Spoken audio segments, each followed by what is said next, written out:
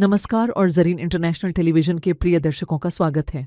मैं तनवीर सिंह हूँ और मैं आपको इस घंटे की ताज़ा खबरें लाने के लिए यहाँ हूँ।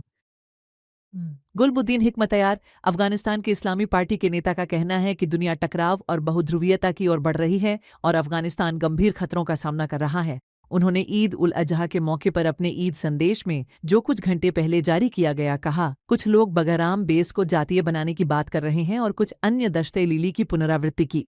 इस संदेश में हिकमतयार ने कहा कि अफगानिस्तान में संविधान की अनुपस्थिति एक गंभीर खतरा है और वैधता का एकमात्र रास्ता अफगान जनता की इच्छा है। हिकमतयार साहब ने सभी पक्षों से कहा कि अफगानिस्तान में स्थायी शांति का एकमात्र रास्ता वार्ता की मेज है।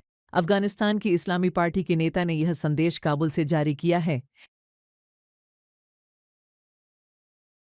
परवान सीमा पर तालिबान और पाकिस्तानी बलों ने अंगूर अड्डा चौकी पर ईद उल अजहा के मौके पर एक दूसरे को मिठाई बांटी। ये प्रतीकात्मक कदम ऐसे समय में उठाए गए हैं जब दोनों पक्षों के बीच हाल के वर्षों में इस चौकी पर कई बार झड़पें हो चुकी हैं। हाल ही में चीन में हुई त्रिपक्षीय बैठक के बाद पाकिस्तान तालिबान ने तालिबान के साथ अपने राजनयिक संबंधों को राजदूत स्तर तक बढ़ा दिया है।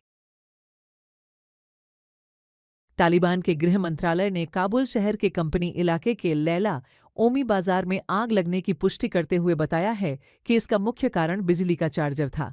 इस मंत्रालय का दावा है कि उन्होंने अब तक 129 दुकानों को आग से बचा लिया है। सूत्रों ने पहले बताया था कि रविवार को लगी इस आग से भारी आर्थिक नुकसान हुआ है। अब तक नुकसान का कोई सटीक आंकड़ा जारी नहीं किया गया है। तालिबान के स्वास्थ्य मंत्री नूर जालान जलाली आज सुबह ईरान के लिए रवाना हुए। काबुल में इस्लामी गणराज्य के दूतावास ने एक्स पर लिखा है कि जलाली की ईरान यात्रा स्वास्थ्य सहयोग के उद्देश्य से की गई है। इस संबंध में अब तक और कोई जानकारी जारी नहीं की गई है। तालिबान ने दायकुंडी प्रांत में 50 लोगों को, जिनमें इमाम भी शामिल हैं, ईद उल अजहा की नमाज शुक्रवार को अदा करने के कारण गिरफ्तार किया।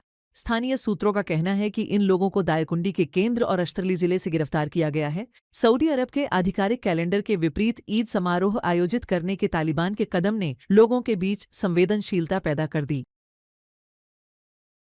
नाटो अपनी हवाई और मिसाइल रक्षा क्षमता को 400% तक बढ़ाना चाहता है। यह बात रॉयटर्स ने नाटो के महासचिव के हवाले से कही है और जोड़ा है कि हेग में नाटो सदस्य देशों की बैठक की प्राथमिकताओं में से एक मिसाइल और हवाई रक्षा क्षमता को बढ़ाना है। रॉयटर्स ने बताया कि मार्क रुटे इस खबर को लंदन के थिंक टैंक चैथम हाउस में पेश करेंगे। अमेरिकी राष्ट्रपति ने कई बार कहा है कि वे उन विषयों पर जिन्हें बहुत महत्वपूर्ण माना गया है अपनी राष्ट्रीय सुरक्षा टीम के साथ कैंप डेविड गए। डोनाल्ड ट्रंप ने बिना विस्तार से बताए कहा है कि वे विभिन्न लोगों और कुछ जनरलों तथा सैन्य कमांडरों से मुलाकात करेंगे। व्हाइट हाउस के एक अधिकारी के अनुसार उपराष्ट्रपति और विदेश व रक्षा मंत्री ट्रंप के साथ होंगे। इटली ने रविवार 8 जून और आज सोमवार 9 जून को निवास की अवधि कम करने और नागरिकता प्राप्त करने के लिए एक ऐतिहासिक और बहुत ही महत्वपूर्ण जनमत संग्रह आयोजित किया है। इटली के लोगों का यह सामूहिक निर्णय इस देश में लाखों प्रवासियों और मजदूरों का भविष्य तय करेगा।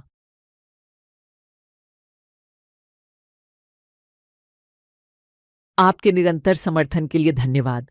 प्रिय दर्शकों, आप ज़रीन टीवी को अफगान प्रोकेस्ट नस्तो जेलविज ज़रीन टीवी ऐप या और हमारे सोशल मीडिया प्लेटफॉर्म्स पर देख सकते हैं। अगली बार तक आप दिव्य शांति और दया में सुरक्षित रहें। ख्याल रखें और आशीर्वाद हमेशा आपके मार्ग का अनुसरण करें।